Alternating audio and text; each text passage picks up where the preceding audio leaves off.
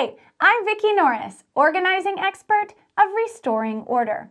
In my work, I've discovered that the toughest space to organize isn't actually a physical room in your home. It's the space between your ears. All of our behavior follows our thought life. So if you want to declutter your physical world, you're going to need to declutter your mind first.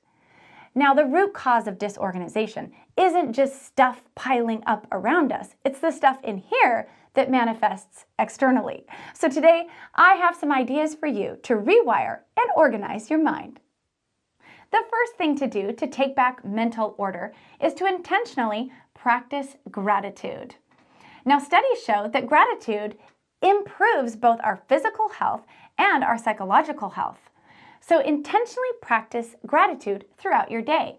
I want to share with you a few things that I do. I love to journal. Journaling helps me to look back, celebrate my progress, and see the dreams that have come true. This is a journal just on the purpose of happiness. So you can get a happiness or gratitude journal or start one on a notepad. Another thing I like to do is kind of old school. I make 3x5 cards and I write down promises, encouragements, and inspirations for myself, and I read them every day. So I encourage you to create at least one practice of gratitude this week. Okay, so if our environment is actually a reflection of our thought life, then we got to manage our thoughts. See, your mind is kind of like a garden. All of your thoughts are seeds and your harvest is your behavior. So we got to pull out those destructive seeds and we've got to plant new healthy seeds.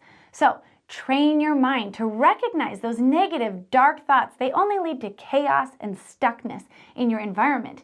And plant good, healthy seeds by focusing on what is good and what is hopeful in the world. Maybe you need to tune out some of the negative noise. So the point is, train your thoughts. When we are overwhelmed, we tend to put our head down and go into survival mode. But the way out of overwhelm is to reclaim our creative power. The moment that we start to create and dream, we reclaim our mental space. So go create something in your shop, create something with a hobby, create a new chore chart, but create something. That will help build that muscle. Next, dream, think ahead, plan ahead, make plans for the future. This is going to restore hope in the future. So the point here is to reclaim your creative power. Finally, adding daily and weekly rituals to your life will add comfort and stability to your mental state. Now, a ritual is something that adds ceremony and sacredness to your life. It's something that you're going to do on a recurrent basis. So one thing we've been doing is taking our family dinner time and sort of expanding it to include table topics and more reading and inspiration and even sharing our victories and blessings.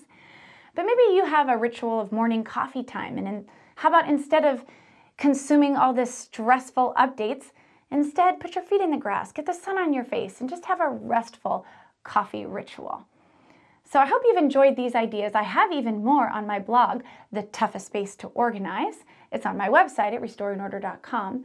All of these ideas will help you to reclaim your mind. Thanks for watching. Please subscribe to my channel and visit me at restoringorder.com for more organizing ideas to reclaim your life.